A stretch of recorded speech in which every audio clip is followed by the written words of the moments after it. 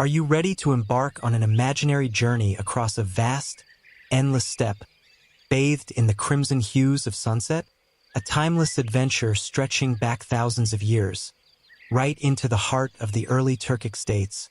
Today, we'll gently drift away from the hurried pace of the modern world, gliding softly through the pages of history into the expansive steppes of Central Asia.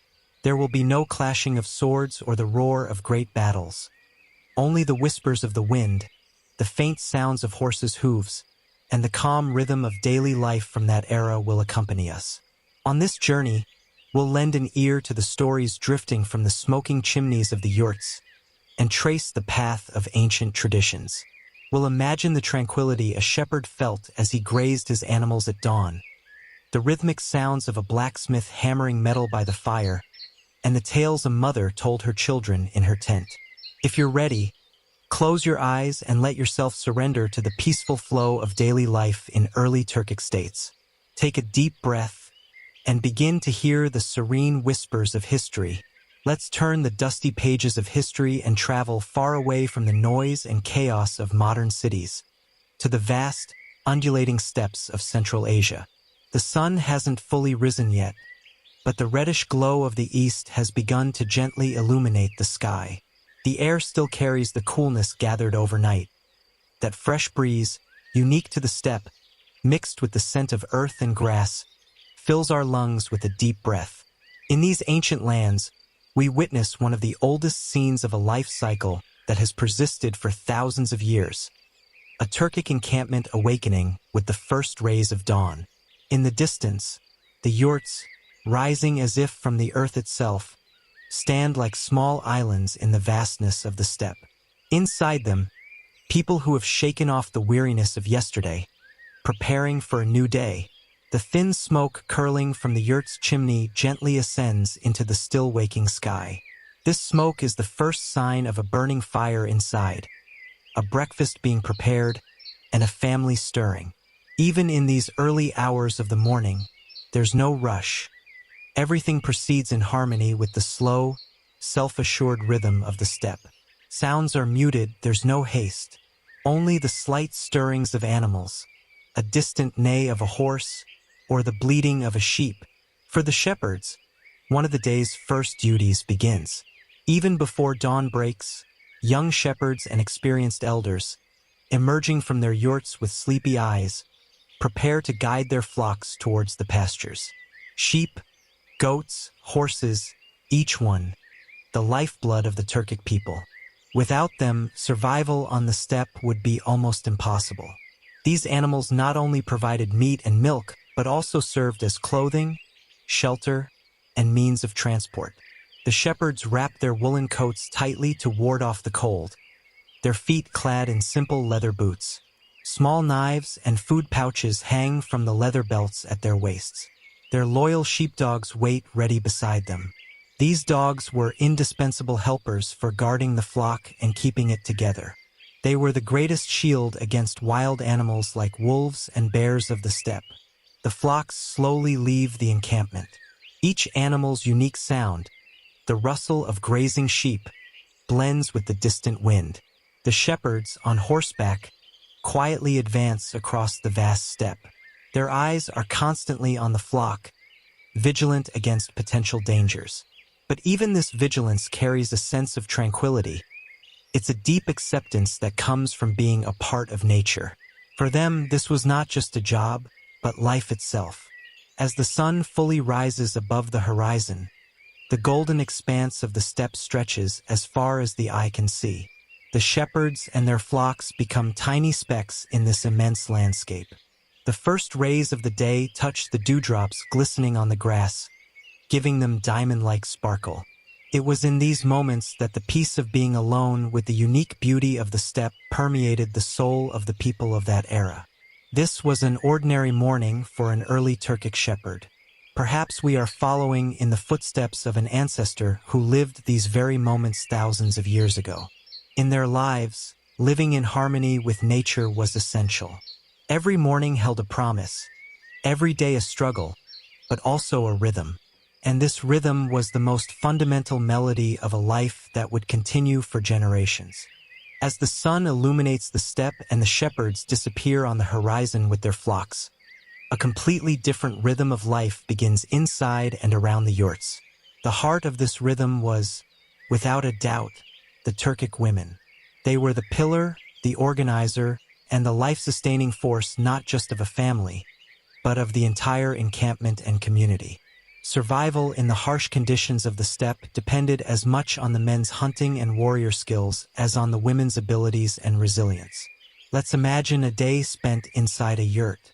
Women would wake up in the early hours, rekindle the embers of the fire, and begin preparations for breakfast. The day, starting with staple foods like kumis, fermented mare's milk, and dried meat, kak, would continue with countless tasks such as caring for children, preparing food, and ensuring the order of the yurt. The warmth, order, and tranquility of the yurt were entirely provided by the woman's labor. However, their duties were not limited to cooking and childcare. Turkic women were among the most skilled artisans of their time. Felt making was indispensable for steppe life, requiring great craftsmanship. Sheep's wool would be washed, beaten, compressed, and then kneaded with water and soap to turn into durable felt sheets.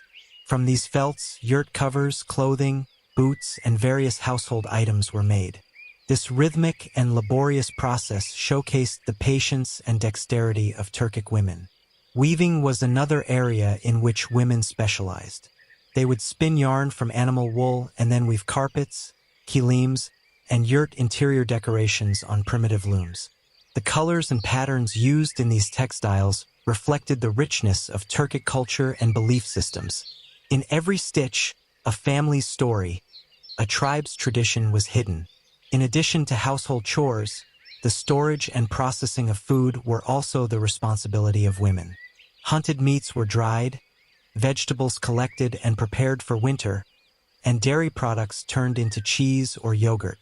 This was vital knowledge and experience that ensured the family's survival during times of scarcity. Knowing the medicinal properties of plants, dressing wounds, and treating simple ailments were also generally the women's duties. Children's education also began in their mothers' laps. They were instilled with basic values such as the rules of the steppe, love for animals, respect, and courage. They learned through play and grew up listening to stories told by their elders. The Turkic woman held an equal position beside her husband. Marriages were generally based on mutual consent, and the woman was her husband's greatest supporter and intellectual partner. In important councils like the Kurultai, the Haytans, wives of the Khans, had significant voice and influence. This demonstrated their respected and powerful position not only within the home but also in social life. Thanks to their tireless labor, patience, and wisdom, the families, who were the cornerstones of the early Turkic states, survived, generations continued, and a strong culture was formed. They were the silent heroes of the steppe, the invisible architects of life and civilization. Life in the early Turkic states was intertwined with the generous yet challenging nature of the steppe. While animal husbandry was the primary means of livelihood, hunting was not merely a sport or entertainment, but also a vital means of sustenance and survival. The rich wildlife offered by the steppe was an important way for the Turkic people to put meat on their tables, provide for their clothing, and produce tools. Just like the shepherds who led their flocks to pasture with the first rays of dawn, warriors and hunters also set out early in the day.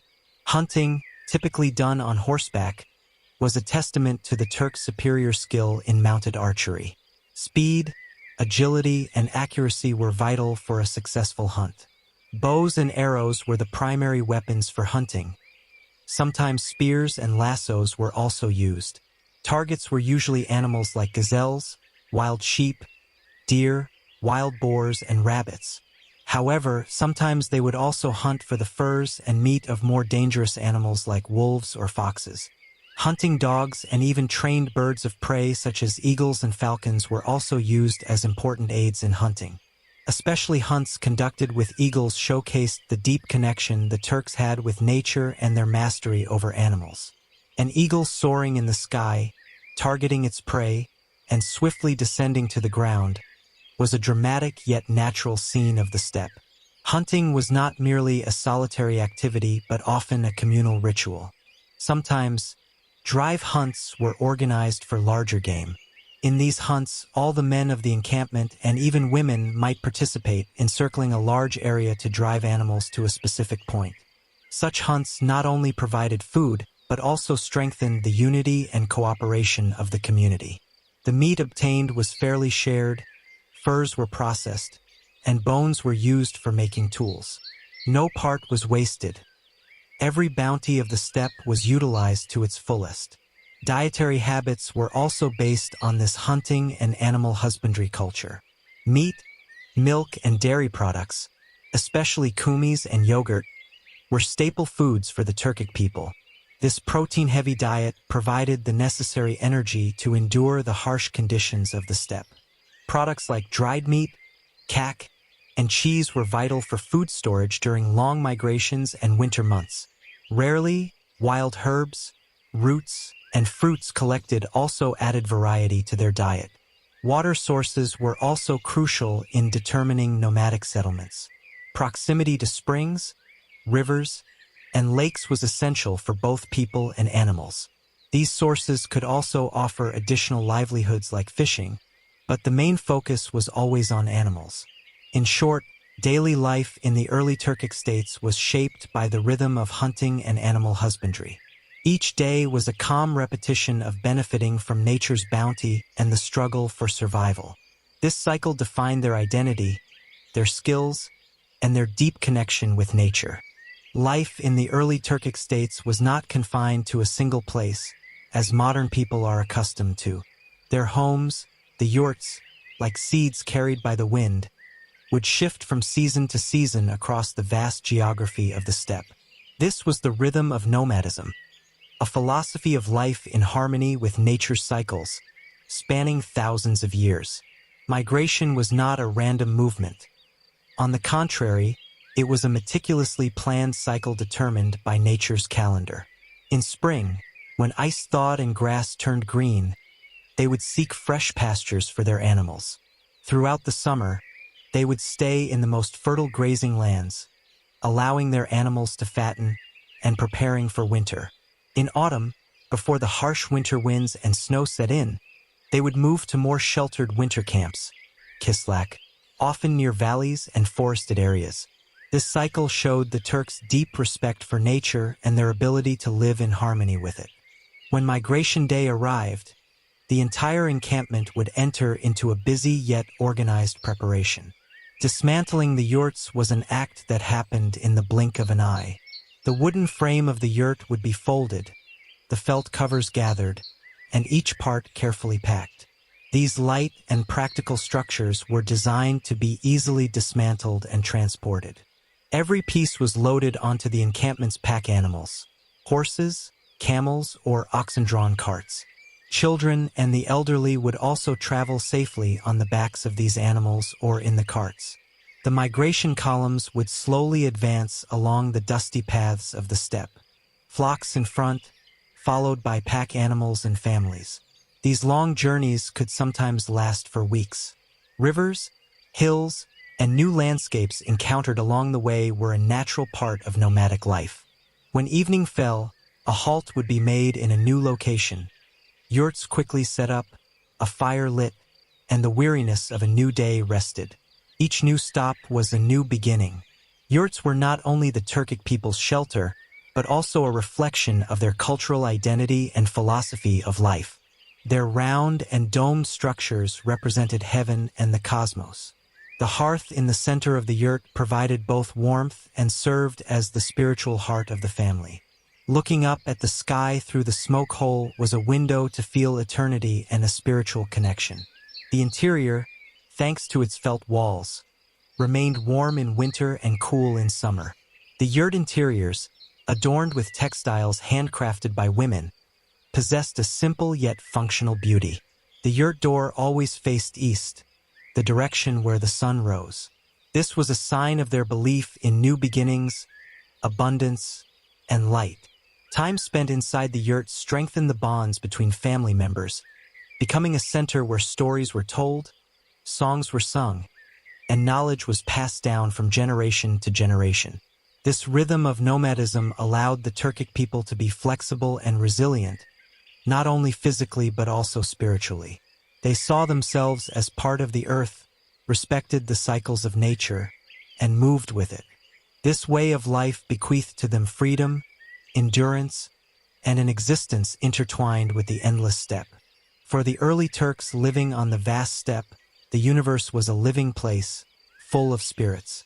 Their belief system, commonly referred to as Tengrism, was a philosophy that permeated every moment of their daily lives, guiding them. Tengri, or the sky god, was the supreme creator and regulator of the universe. But Tengri was not alone. Many beings, such as the underworld, earth, and water spirits, also held a place in this cosmic order. This belief system reflected the Turkic people's deep connection with nature.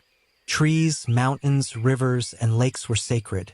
It was believed that each contained a spirit, and respecting these spirits and preserving nature's balance was of vital importance. When drinking from a water source, walking on the earth, or resting in the shade of a tree, they were in constant interaction with these spirits. For them, nature was not just a source of livelihood but also a spiritual teacher. In daily life, small and calm rituals were more important than grand ceremonies.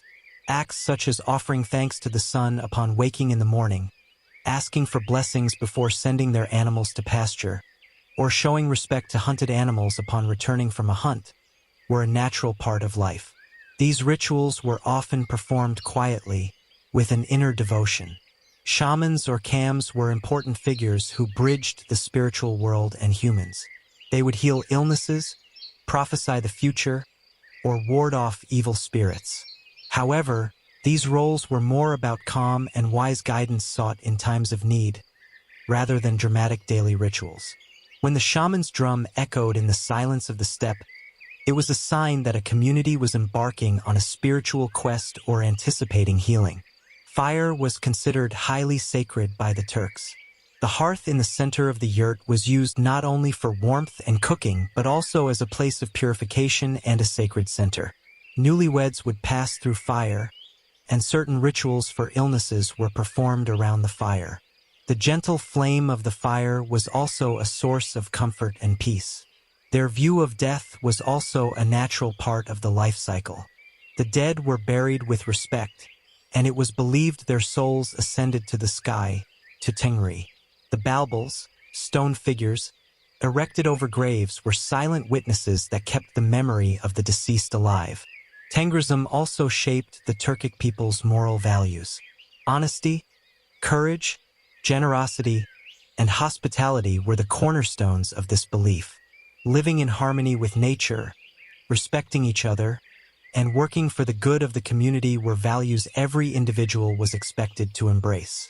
This belief system gave meaning and order to the daily lives of the early Turks. They saw traces of a divine order and a spiritual existence in every gust of wind, every bird's chirp, and every star's twinkle. This was the force that kept them serene and resilient even in the harsh conditions of the steppe.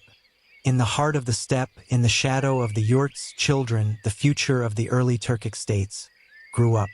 Their childhood was far removed from the crowds of modern cities, from the artificial world offered by toys and screens. The steppe was their greatest playground, and nature their best teacher. Children learned to be a part of life and the encampment from a very young age. From the moment they began to crawl, they would explore inside and around the yurt, under the watchful eyes of their mothers and elders, in a safe environment. As they grew older, their games also took shape according to the realities of steppe life. From an early age, a love for horses and horsemanship was ingrained in Turkic children. They would play with wooden horses, mingle with animals, and live with the dream of learning to ride before they could fully walk. Beginning to ride at a young age was one of the most important developmental stages for a Turkic child. Those small bodies would learn to gallop like the wind across the steppe on horseback, with great skill, just like adults. This was not just a means of transport, but also a friend and warrior companion. Archery was also an inseparable part of children's lives. They would play target practice with small wooden bows and reed arrows, practicing in wooded areas or open fields, aspiring to be like their hunter fathers. The pride of hitting the target would drive them to become better. These skills were not just for entertainment but also fundamental training for surviving as a warrior or hunter in the future. Games were not limited to physical activity.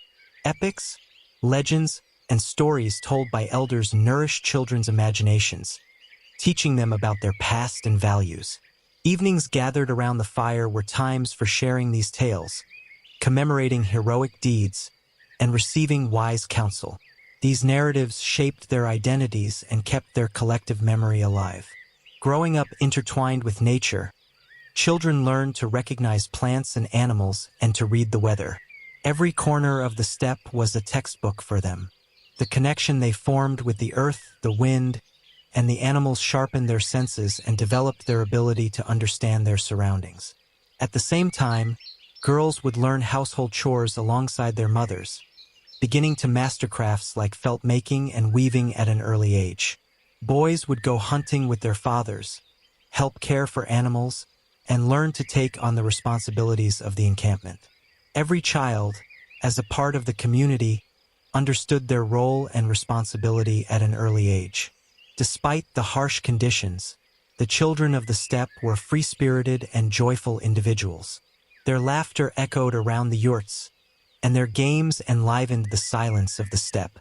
They knew how to have fun with traditional dances, songs, and simple musical instruments. These entertainments also strengthened social bonds, helping them come together in the face of difficulties. These children were not only the warriors and shepherds of the future, but also the heirs who would carry Turkic culture and way of life from generation to generation. Their childhood was a calm yet profound experience, spent in harmony with nature, learning, and playing. The harsh conditions of the steppe forced the people living in the early Turkic states to develop incredible skill and creativity with their limited resources. They were not a society constantly dependent on external supplies. On the contrary, they were a self-sufficient, productive community. Every item they used daily, every piece of clothing they wore, every yurt they lived in, came into being through their own handiwork. This was not merely a necessity, but a way of life. One of the most fundamental crafts was leatherworking. The hides of hunted animals or livestock were meticulously processed. Skins were cleaned, softened, tanned, and then transformed into countless products such as clothing, footwear, boots, belts, sheaths, quiver bags, kumis containers, and even some coverings used in yurts. Leather processing was a long and repetitive process, requiring both strength and patience. But the durable products that resulted provided protection against the harsh conditions of the steppe. Blacksmithing was a strategic craft for the Turkic people. Blacksmiths, who held a respected place in society, not only produced weapons like swords and arrowheads for war, but also made iron tools like axes, knives, and horseshoes for daily life. Forging iron with the power of fire, shaping it, required both physical effort and great artistic skill. The sounds of hammering, heard rhythmically from the blacksmith's tent slightly away from the yurt, were like a melody keeping the pulse of the steppe. Weaving and felt making, shaped by women's hands, were distinct arts. Wool was one of the most abundant and valuable raw materials on the steppe. Sheep's wool was gathered, cleaned, and spun into yarn with spindles. From this yarn, carpets, kilims, and yurt interior decorations were woven on simple handlooms. Each weaving, with its motifs, reflected the Turks' beliefs, philosophies of life, and aesthetic understanding. Felt, on the other hand, was a light and durable material that formed the basic structure of yurts, providing insulation. The process of combining wool with water and soap, then beating and compressing it for hours to make felt, required great patience and teamwork. Woodworking should not be underestimated either. Although wood resources were limited on the steppe, any available wood was used in the construction of yurt frames, the manufacture of bows and arrows, simple kitchen utensils, and horse saddles. Various tools, combs, and ornaments were also made from bone and horn. These crafts not only met material needs, but also shaped the cultural identity of the community. Every artisan passed down their knowledge and skills from generation to generation, thus keeping traditional production techniques alive. This cycle reinforced the resilience and uniqueness of Turkic society. The early Turks, in the world they created with their hands, produced functional yet aesthetically valuable items even with the limited resources offered by nature. Their craftsmanship was not just a means of survival, but a saga of creativity echoing in the silence of the steppe. In the early Turkic states, individual lives were as important as social bonds, and mutual interaction were vital. Living in encampments, obus, and tribes, boylar, across the vast geography of the steppe, provided an indispensable network of solidarity for both security and the struggle for survival. This social structure was almost like an extended family. Everyone had a role, a responsibility, and a deep connection with one another. The smallest unit, the family, was the cornerstone of the social structure. Several families would come together to form an encampment, oba. At the head of the oba was usually a bey, the most experienced and wise person. The bey would manage the internal affairs of the oba, resolve disputes, and represent the oba in external relations. His word was heard, and his decisions respected. However, this leadership was more a benevolent guidance based on the community's consent, rather than an absolute authority. Several obus would form tribes, boylar. Tribes would come together for larger-scale cooperations, sharing pastures, embarking on big hunts, and fighting together against enemies when necessary. Relations between tribes were generally peaceful and based on mutual respect. Kinship ties established through marriages further strengthened relations between tribes. An egalitarian understanding prevailed in Turkic society. Women had an important place in social life alongside men. In important councils like the Kurultai, the Hatans, wives of the Khans, had significant voice and influence. This showed their respected and powerful position not only within the home but also in social life. Concepts like slavery were not as widespread and rigid as in Western societies. War captives were often temporarily employed and could later gain their freedom. Hospitality was one of the most prominent characteristics of Turkic society. Every guest who arrived at a yurt was considered a guest of God and treated with the utmost care. Food would be shared, stories told, and every assistance provided for the traveler to safely continue their journey. This tradition was a culture of solidarity developed to survive in the harsh conditions of the steppe. Helping each other, standing shoulder to shoulder in difficult times, were fundamental principles of the community. Justice and Tor, unwritten legal codes, were the most important elements ensuring social order. Tor was a body of rules passed down through generations, encompassing moral values and social norms. Disputes were usually resolved by the elders of the oba or boy in accordance with Tor. Behaviors such as theft or lying were not tolerated and could lead to social exclusion. Festivals and celebrations were an important part of social interaction. After harvest time, a successful hunt, or a significant victory, the entire oba would gather, eat meals, sing songs, play games, and hold horse races. Such events boosted the community's morale, strengthened bonds, and instilled hope for the future. In short, daily life in the early Turkic states was an order where the individual was intertwined with the community, based on mutual assistance and solidarity. They existed by sticking together in the vastness of the steppe, thus laying the foundations of a powerful civilization. Each individual was an inseparable part of this large family, and this unity gave them both peace and strength. And so, we have reached the end of our tranquil journey into the daily life of the early Turkic states, stretching back thousands of years. We have moved away from the hustle of modern life, adapting to the serene rhythm of the steppe. In this short time, we've listened to the stories seeping from the smoking chimneys of the yurts. We've accompanied the silent footsteps of shepherds heading out with their animals at dawn. We've witnessed the sacrifices of women who, through their handiwork and wisdom, sustained life. We marveled at the skills of hunters who benefited from the bounties of the steppe and artisans who forged from the earth. We've seen the resilience of a people who constantly moved their homes, adapting to the natural rhythm of nomadism. And we felt the peace of daily rituals, born from the deep respect for nature inherent in Tengrism. We joined in the children's games and entertainment, witnessing how they grew up on the steppe. We've seen that the early Turks were not just warriors, but also people living in harmony with nature, self-sufficient, with strong social bonds, and deeply connected to a profound belief system.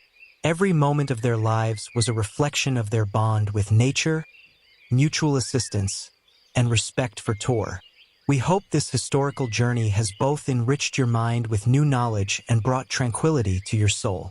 Perhaps these ancient whispers have brought you the peace you sought to drift into a sweet sleep. Now you can gently close your eyes and feel the calm wind of the steppe caress your spirit. Until we meet again on our next historical journey. Sweet dreams.